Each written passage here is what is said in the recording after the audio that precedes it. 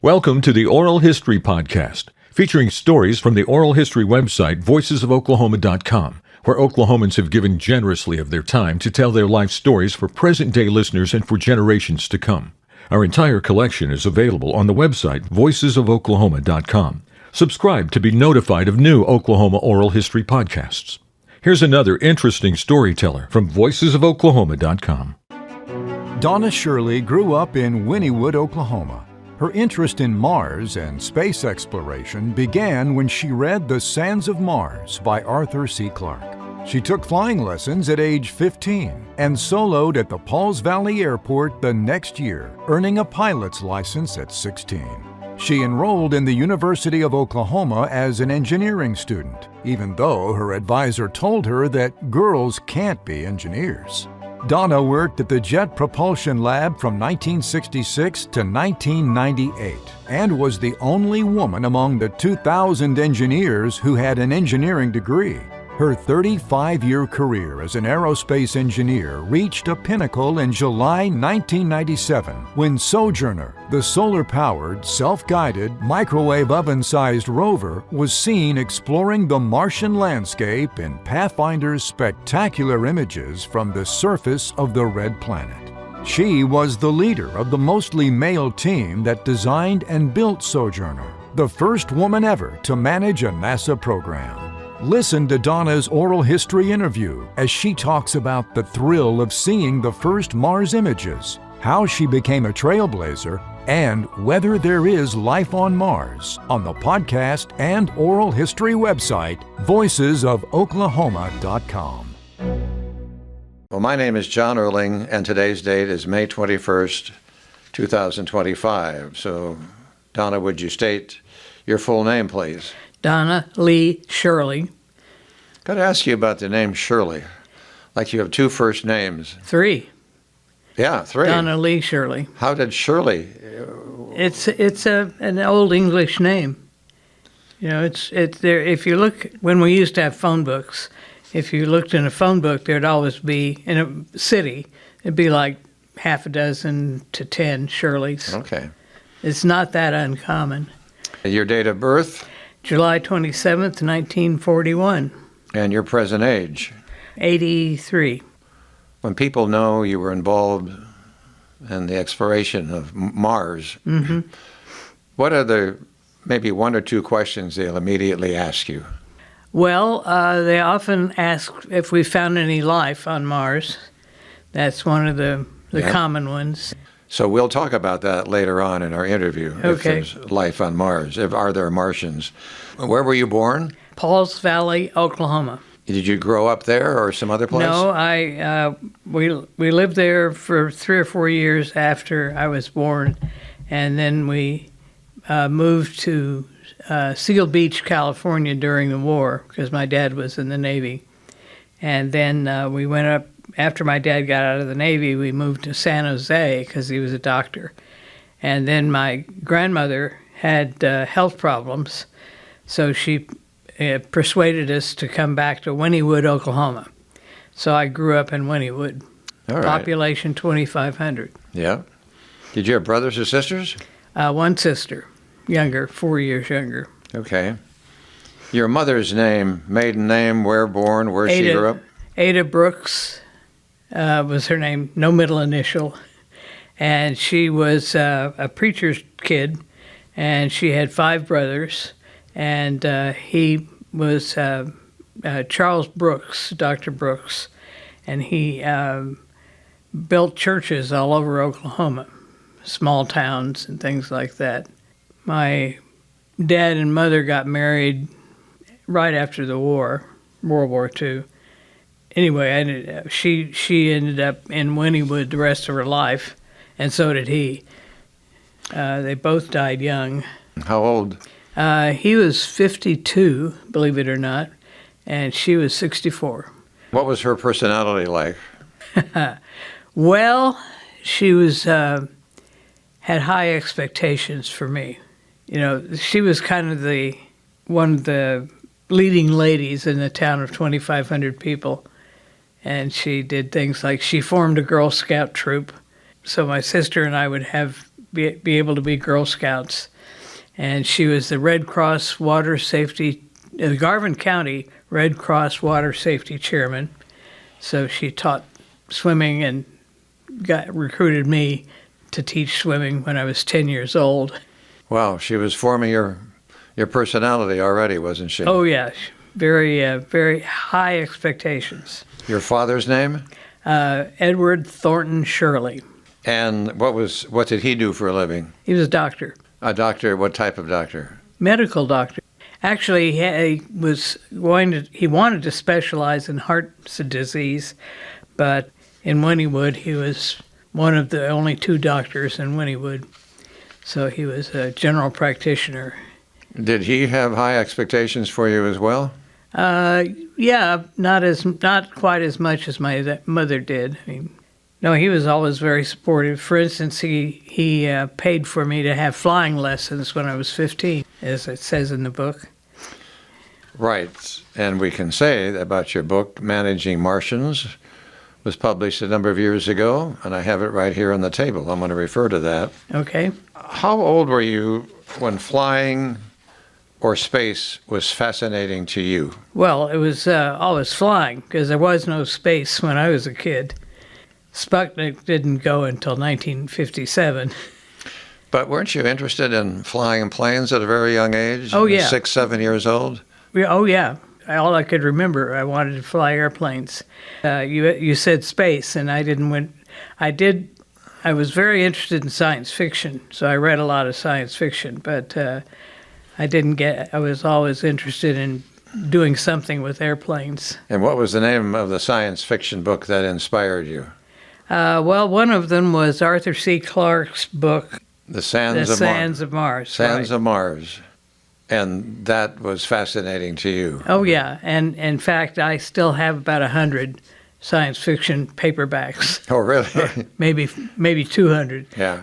My one room is full of books. It's interesting how we're born with this chip in our brain, I'm going to call it. You were not influenced about flying at all by your parents. They had high expectations for you, but you were born with this. Oh, yeah. I was always gung-ho for airplanes. Yeah.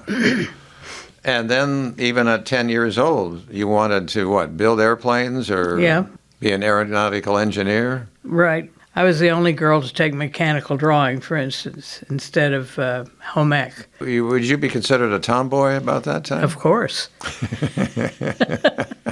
Big time.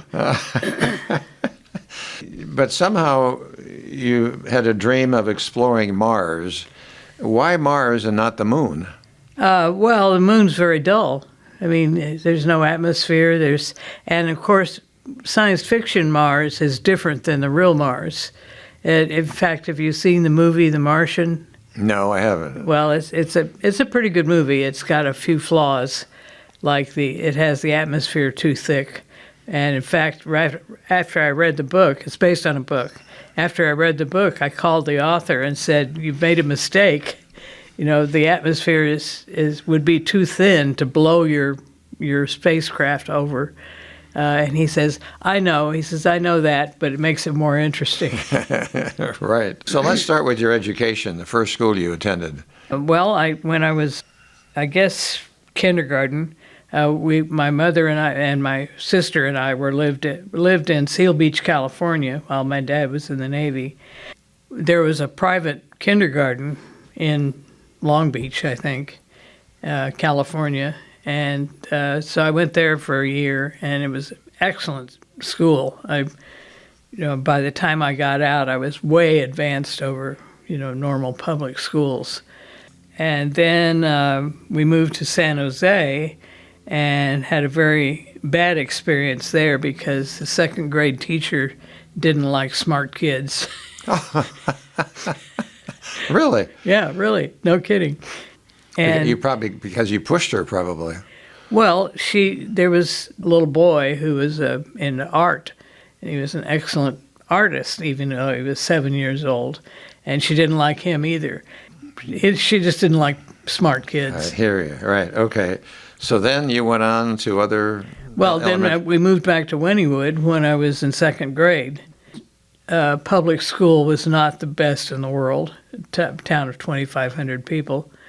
But I ended up graduating from Wynnewood High School, and I was valedictorian of a class of 49 kids. Did you find the work pretty easy then for you, didn't you? Right. And then I went to college and didn't have such a good time. Right. What year did you graduate from high school? 58. So then in high school, the subjects you took? Well, I majored in engineering, aeronautical engineering, because there was no aerospace in those days, because Sputnik went up in 57, so there was no aerospace until 58, 59, something like that. Well, math had to come easy for you from an early age. Not particularly. Really? No. In fact, I only made 2 Bs in high school, and one of them was in Algebra 2, and the other one was in typing. I was never a wonderful typist. Well, some people, if they found math challenging, they say, okay, well, then I'm not going to go into that field. But that didn't dissuade you at all. No, I was interested. I wanted to build airplanes is what I wanted to do originally. And then later on, I ended up at JPL and got in the space biz. Let's talk about your flying lessons at age 15. Okay. Was that a nervous time, or you felt confident about yourself, or how was that at that age? Oh, it was very exciting. It was incredibly exciting to fly airplanes. I learned to fly in Pauls Valley, and it had a little airport with a long runway. I don't know why it had a long runway. I think it was training for World War II pilots or something. When you soloed, that was a big deal for you. Oh, yeah.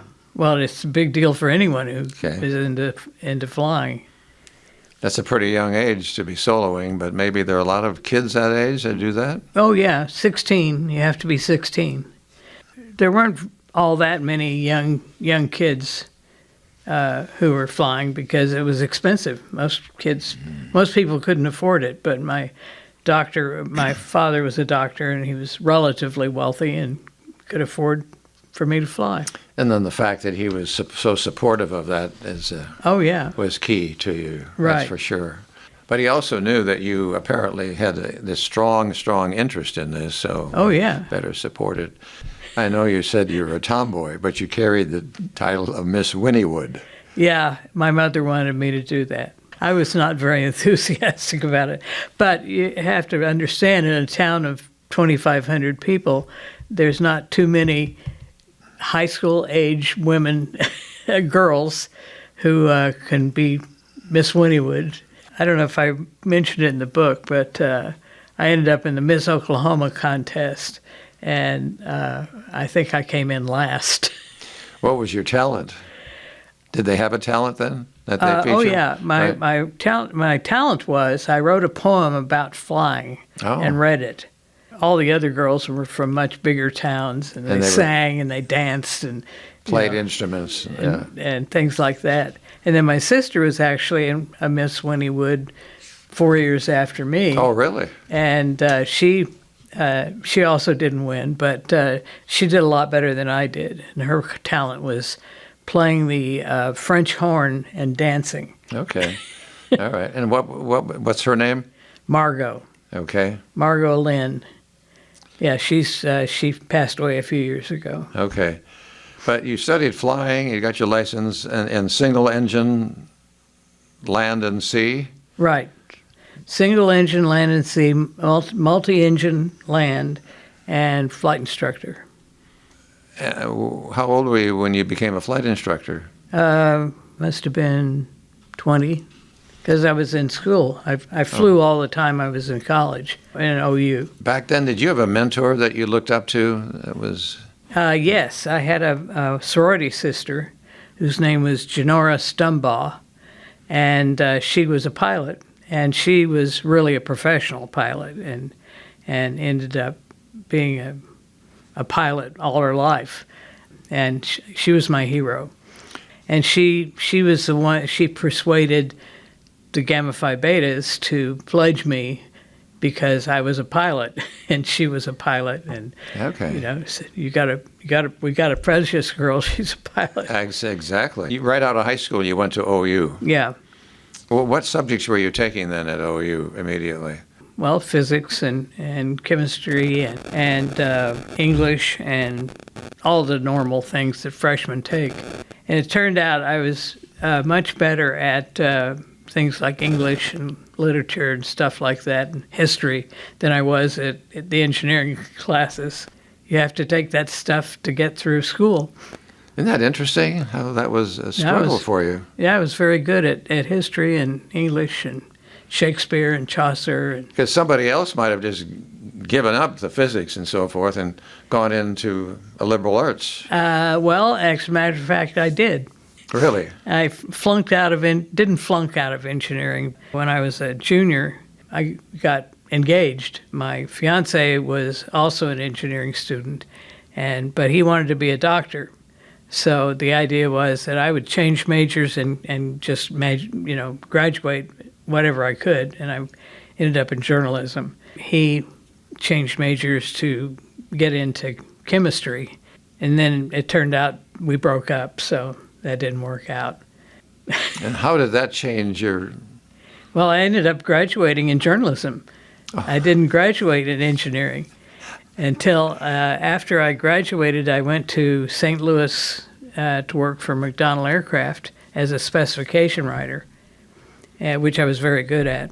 Then after I was there for a year or so in St. Louis, I decided I really didn't want to do that, and so I went back to OU and finished the aerospace engineering degree. And was that a struggle for you? No, not then. I mean, I was much more mature. Okay, right. And I wasn't madly in love with anybody. Right. Love can get in the way, can't That's it? right. Did you ever marry? Yes, but not until much later. Okay. All right. I married a guy from JPL. But you graduated from OU, I guess, about 1965. Well, no, I graduated twice. I graduated in, I guess, 62 in journalism, and then worked as a specification writer for two or 3 years, and then went back, finished the aerospace engineering degree, and graduated in 65 with that degree. And then you went to Southern California? Right, and the Jet Propulsion Laboratory advertised for somebody, for an aerodynamicist, which was my specialty. And so I went back, and I don't remember if it's in the book, but there was an airline strike when I was supposed to go back and have an interview. So they sent me a telegram and said, don't come because there's an airline strike and we can't guarantee you that you can get on a plane.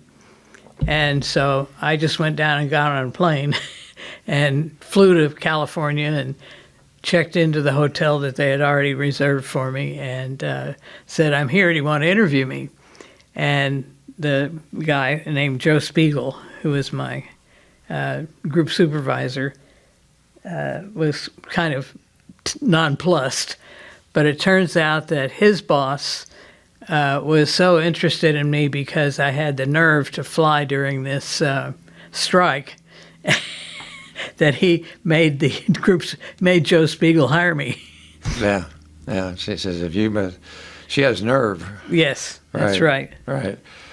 What did you say you were what? Aerodynamicist. What is an aerodynamicist? That's people who study how things fly through the air. And there's a long study on that.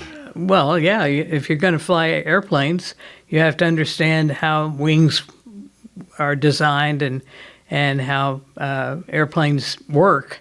So there's people who study structures, and there's people who study engines, and then there's people who study, how you can take off and land, and it's, then at JPL, my first job was how to land on Mars.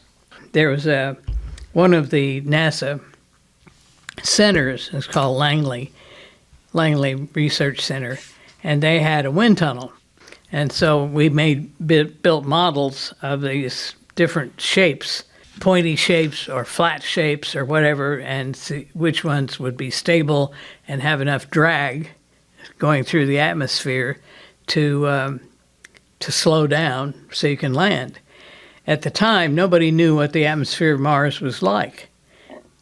And so we tried all these different shapes and came to the conclusion of one of them that turned out to be the one that's always used now on Mars. Really? Yeah. It's a blunt sphere cone, which means that it's kind of cup-shaped, like a coolie hat, Chinese coolie hat. It has to be stable or it'll turn over and crash. So we did a lot of studies of those and did a lot of took pictures and then analyzed the pictures to see, frame by frame what the little shape was doing, little models were doing. And that's still being used today? The particular shape that we came up with is the one that's pretty much today. Wow. Nice to have been in the beginning of all that, Yeah. isn't it? So you worked at JPL, Jet Propulsion Lab, Right. from 66 to 98, 32 years. Yep, 33 actually. All right. I think when you joined JPL, weren't you the only woman among about 2,000 engineers? Yeah, the only female engineer, yes. There were other women, lots of secretaries, and then there was a group of women who, have you seen that movie, Hidden Figures? Yes. That we had a group like that, Yes. only they weren't black. They Yeah. were, all different colors. That was a great movie. Yeah. Yep. The group leader of that group was an Asian, but everybody else was white. But they were, mathematicians and things like that. Yeah. They weren't engineers. I should have continued on with that. You're the only woman who had an engineering degree out of those Right. 2,000. That's what set you apart. And tell us about those early days. And were there challenges because you were a woman, even though you were hired? Were the other engineers civil to you? Well, yes and no. Some of them were, and some of them weren't. I was kind of a pushy broad. I didn't take a lot of guff from anybody. You seem like a sweet lady here. No, I'm not. So I can be civil, but I'm not necessarily sweet. that's good. I like that. I like that. My first space project was Venus Mercury, Mariner 10, in 1973. And my contribution to that was to pick the launch date. And so what I did was interview there were 7 different science instruments, and I interviewed all the science people, interviewed them and had a process worked out to decide which date would be the best to launch, and came up with November 3rd, 1973. And that was the project manager picked that. So that was my first contribution. And what was that mission again? Mariner 10. Mariner 10. And what did Mariner, Venus, Mercury. And what did they accomplish? They flew by Venus and took pictures of Venus and saw that you couldn't see anything because it's completely shrouded with clouds. And then it went by Mercury 3 times, taking pictures of Mercury and doing a lot of other science things, like there's no atmosphere on Mercury, but what the mass of Mercury was, and what it was like, because nobody had ever seen Mercury before. And only 2 missions had ever been to Venus. You continued your association with Mars research that led to July 4th, 1997. That's right. Tell us about that. Well, that was Pathfinder, and Pathfinder was a demonstration project to demonstrate that you could land on Mars cheaply, for not too much money, relatively.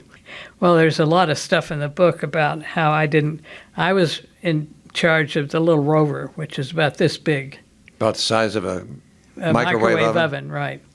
So I had a team that built the rover, and the rover was being carried by the lander, and the lander was being managed by a guy I didn't get along with at all. And so a large part of the book is the battles that he and I had. But we ended up, Pathfinder was successful, and the rover was successful, and now there's been several more rovers, only much, much bigger, and there's currently 2 functioning up there, Curiosity and Perseverance. They're functioning currently. That's right, and they're nuclear powered. Let's bring you back, though, to these moments that are so special. When the rover Sojourner Yeah, landed on Mars and you were waiting for the signal, right. was there a big hype? Were you nervous? You wondering? Well, of course. All right, tell us about that. But no, I was talking to CNN when the actual landing happened. So then that was when the landing, but then That was the landing. but then you have to wait for the signal to come through. Yeah, but that's 20 minutes. But you weren't sure that was going to come. Oh, yeah, we never. Yes, it was very stressful. So what was the first image that you saw that you remember? The main pictures were taken by the lander, and they were spectacular. I mean, there were rocks. And the geologists were going, rocks! Guy, look at those rocks! Yeah. They were so excited. And then there was two mountains that were in the background that you could see, and which were ended up being called the Twin Peaks. And it was very, very exciting. How yelling and screaming and all Oh, yeah, jumping up and down and hugging and that. Oh, my. and my. yeah, That it was. You got in on that. That's just a wonderful experience. Oh yeah, absolutely. One of the highlights of my life. I'm sure it was. The rover Sojourner, you'd have no problem that jumping up and down and gravity not holding it down. Right. No. The gravity was fine. The trick was to get it to land without smashing, Okay. and that was up to the lander. So the rover was a passenger on the lander. The lander then what opens the door and the Sojourner Yeah, goes it out. actually opened some petals like a flower, and the rover was sitting on one of the petals. And then were you able to see Sojourner come out? Oh yeah. Oh man, Oh yeah. I get the chills just thinking about it. Oh yeah. It was the best. So then, what did you learn? What analysis? I suppose the rock and soil analysis came from that. The reason the rover got a ride because the project was Pathfinder, and that was paid for by the science part of NASA, and the rover was paid for by the technology part of NASA, and so we were hitching a ride. And in order to get the ride, we had to do some science. Of course. So the science was we carried an instrument called an alpha proton X-ray spectrometer, and so it would come out it would be stored in the rover, and then it would be put down on the soil and do an analysis of the chemistry of the soil, and then it would come back and then we could put it on a rock. So it had 3 functions: rock, soil, and lander. So it had to take a measurement of a rock, measurement of the soil, and a picture of the lander. And we could do that in a week. And it worked like a charm. Did they bring back any soil? No, it's not a return. We've never had a sample return. Okay. We're getting ready for a sample return, but that is a big deal. That's very, very difficult. So did Sojourner just die on Mars? Yeah, well, we don't know. But she's certainly not sending back any information. But she could be sitting there. Oh, yeah. I'm sure she is. Yeah, in fact, all of the landers, like the 2 Vikings, for instance, they're just sitting there. But they don't move. So that's why everybody wanted a rover, because here's these landers, big, expensive landers, and they took pictures of it. They couldn't touch anything. Right. So that's why they wanted a rover. So it paved the way for future rovers like Spirit, Opportunity, Curiosity, Perseverance. Right. Those are other rovers. These are kind of like people to you after a while, aren't they? Oh, yeah.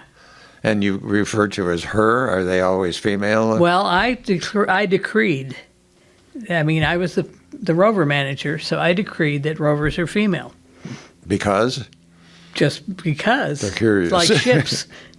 That experience boosted the public's interest in Mars exploration. Yeah, we had, it broke the internet. In fact, well, it didn't break the internet, but it was responsible for the internet just was starting at that time, and it just took off. Gazillions and gazillions of hits and people taking pictures, and they came up with a toy. I should have brought it with me. A little toy rover, Hot Wheels, done by Mattel. Okay. And they were the most popular toy in the country. Imagine, right. But that public interest also had to encourage more funding for exploration. Yeah, and that Pathfinder being successful led to, that's a sad part of the story. It led to follow-on missions, which then failed. Why is it important to continue the exploration of Mars? A bunch of reasons. One is that people are fascinated by Mars because it's the red planet, and it's up there, and there's been all this science fiction written about it, and it's people can visualize that we could live on it. Elon Musk, for instance, is absolutely nuts about living on Mars. Do you think that's possible? It's very difficult. Why? It's way out there. Yes. It takes 6 to 9 months to get there. Well, for instance, each one of the current rovers is about $1 billion. Mm-hmm. And a sample return is going to be more like $2 billion. And they want to do a sample return so they can figure out which part of Mars would be worth going to. Isn't the likelihood we'd be living on the moon more sooner than Mars? Not necessarily. The moon, as for instance, Mars does have water. It's not easy to get to, but there is frozen carbon dioxide on Mars, and there's also water on the moon. But it's difficult. It's returning is not easy. Bringing stuff back is very hard.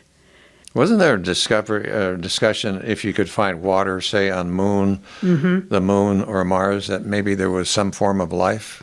There's been lots and lots. No, there's never any speculation that there's life on the moon.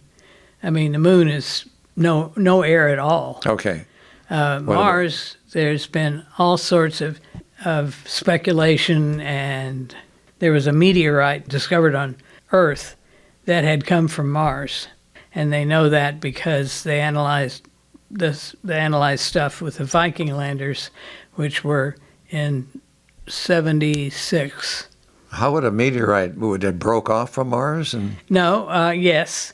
The idea is, the belief is that an asteroid hit Mars, knocked pieces of it off, and they flew around for a while and ended up crossing the orbit of Earth and landing on Earth in Antarctica. Mm-hmm. And so I actually have a piece of Mars. Really? Yeah, it's about that big. Pieces land in the desert, and then people find them, and then they sell them. So I bought one.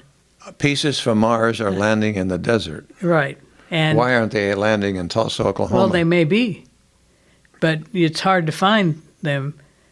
If it landed right at there, how would you know? It needs to land in some place where it's obvious, like Antarctica, which is, there's all this white stuff. So it would jump out at you, right? And there's a black rock. Mm-hmm. So, and the last one that I remember finding was because it was a black rock sitting on snow.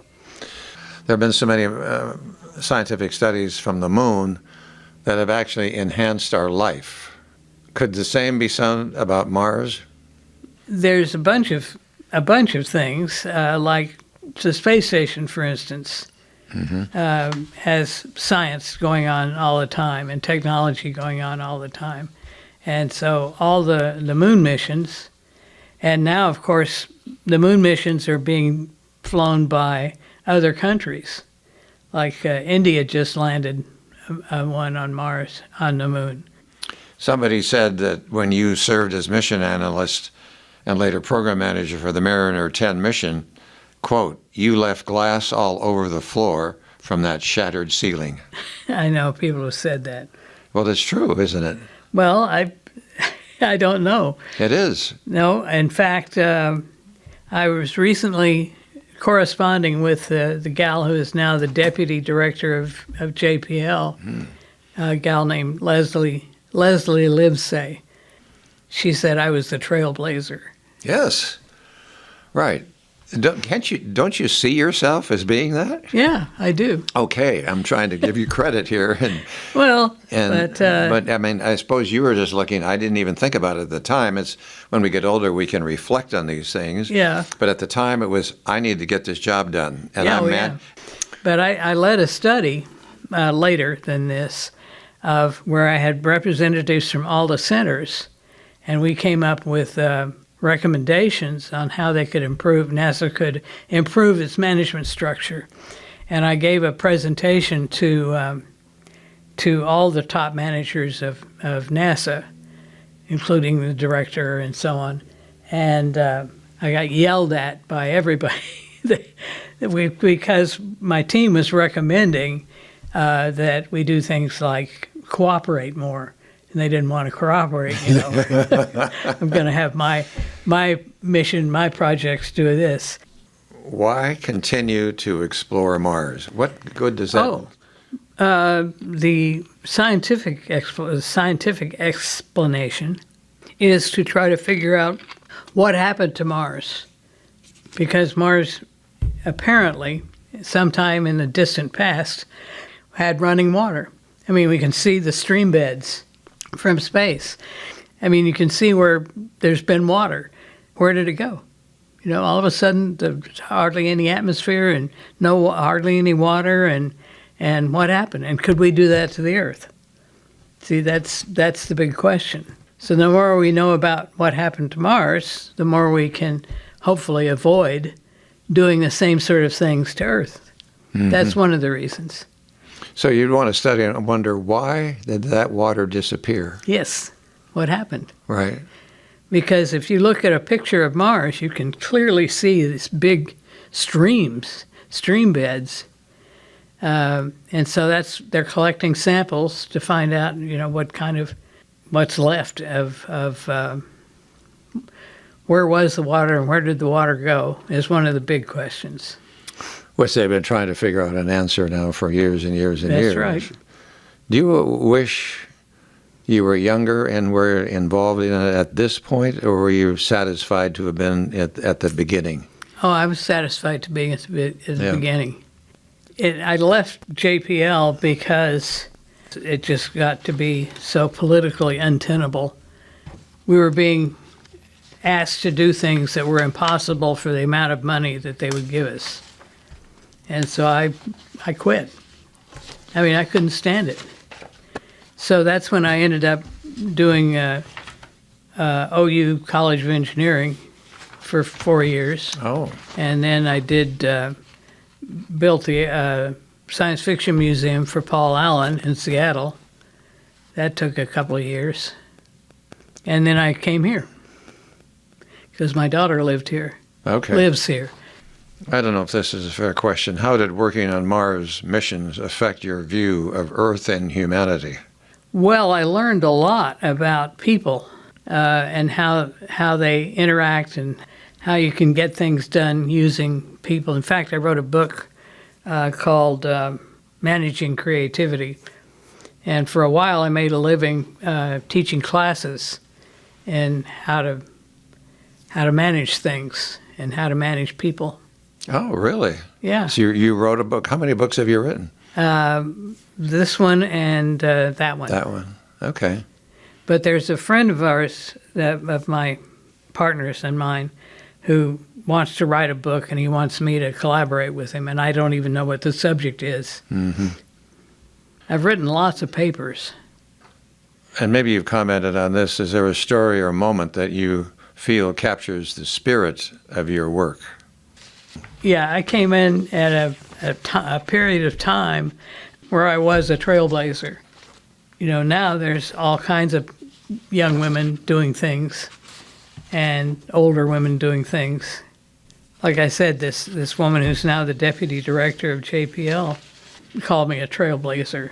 Because you were a trailblazer, and now there are many women in the business, and women like you back then, you served as a role model for these women. That's right. And that had to make you feel good. Yep. If there's any, yes, there are special projects, but we can't forget that one either.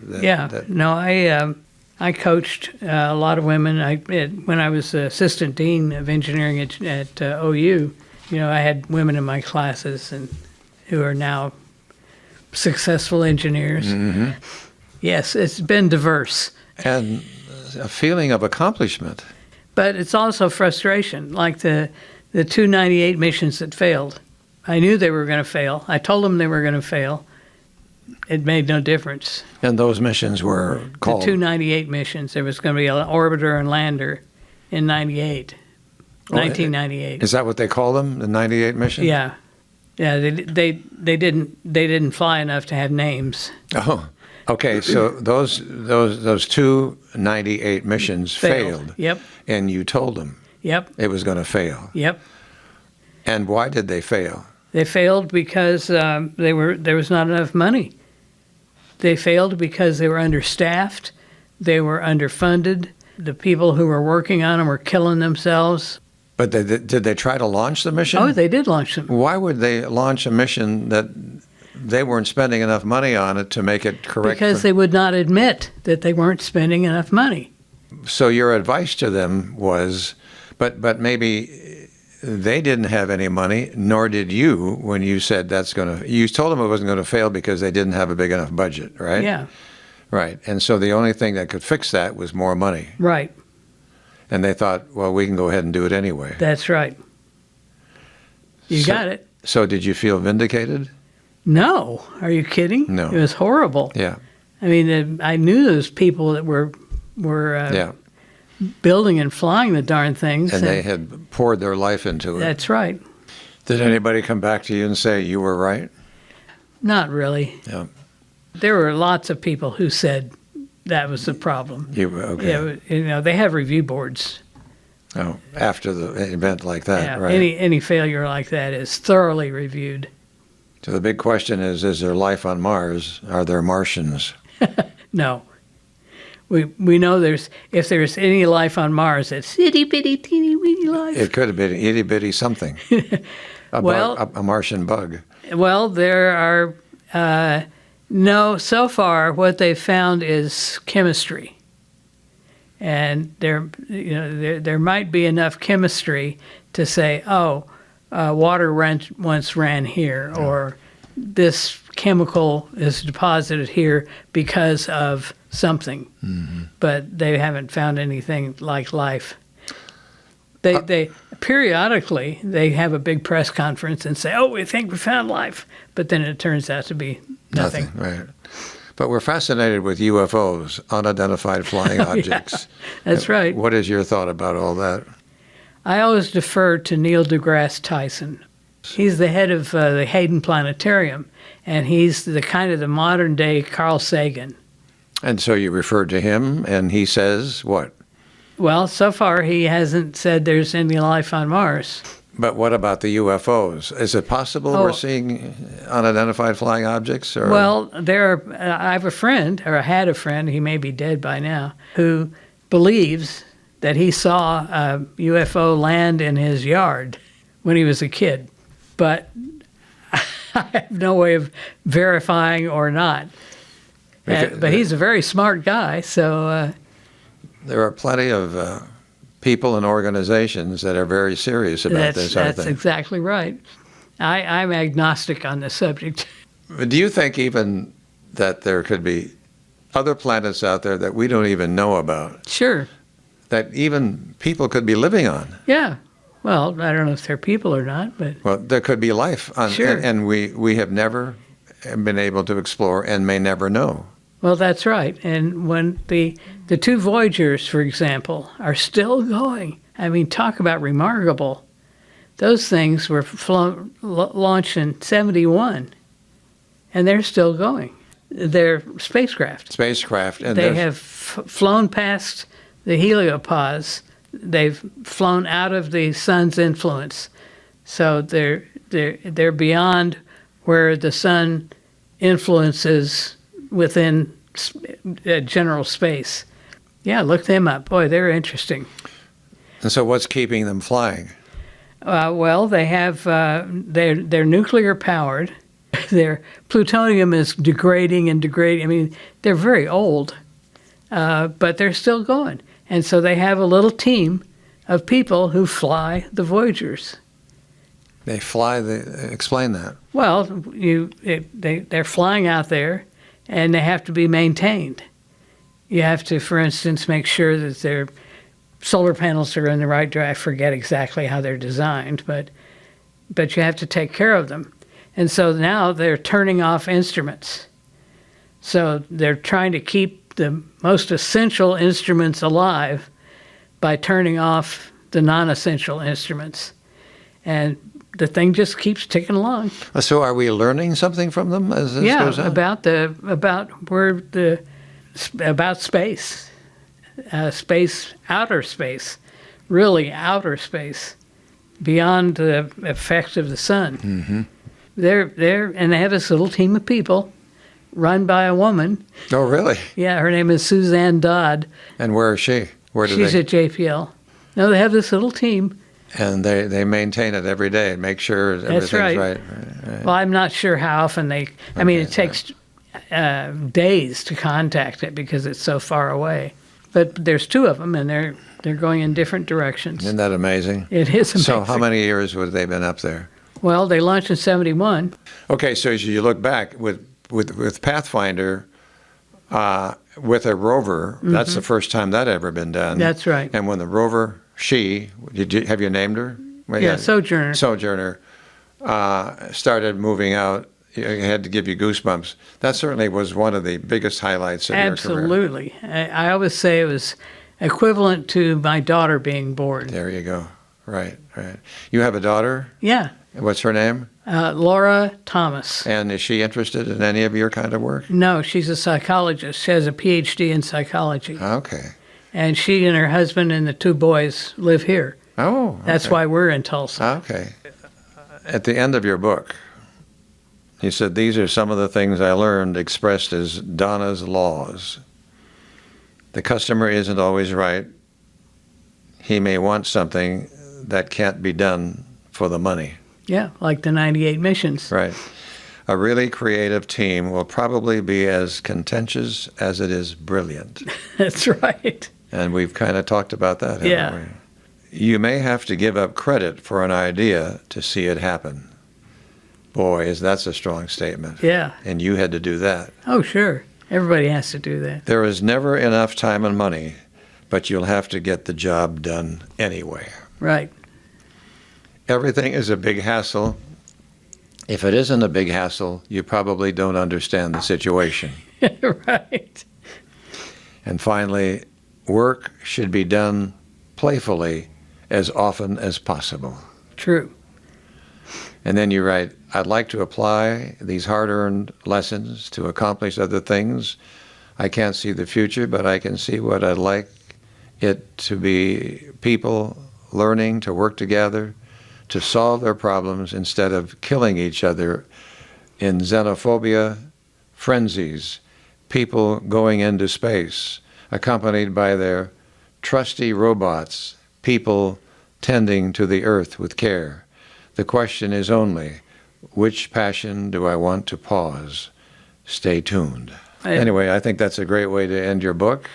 Thank you. And to end this, well, I want to thank you for sharing your story. Okay. And now we'll elevate it so that the universe, that takes another word when I say that to you, right, can hear your story. And okay. I appreciate it very much. Thank you. You have been listening to the Voices of Oklahoma podcast. Stories taken from the oral history website, voicesofoklahoma.com. At the website, you will discover an array of storytellers, Many you will know. Some will be new to you, but all will be worth your time. This work depends on listeners like you, who are interested in learning about the great people of Oklahoma. Our website provides an opportunity to donate to this 501c3 project, which preserves Oklahoma history, one voice at a time. voicesofoklahoma.com